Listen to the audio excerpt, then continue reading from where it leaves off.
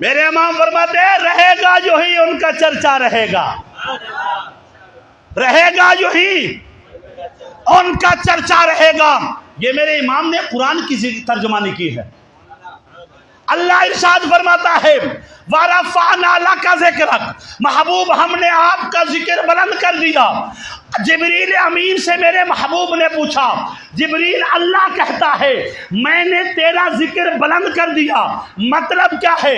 فرمایا محبوب جب تک نمازیں ہوتی رہیں گی، جب تک اذانیں ہوتی رہیں گی، جب تک خطبہ ہوتا رہے گا، جب تک اللہ اللہ ہوتا رہے گا، جب تک تشہد پڑھا جاتا رہے گا، اللہ فرماتا ہے محبوب اس وقت تیرا چرچا بھی ہوتا رہے گا۔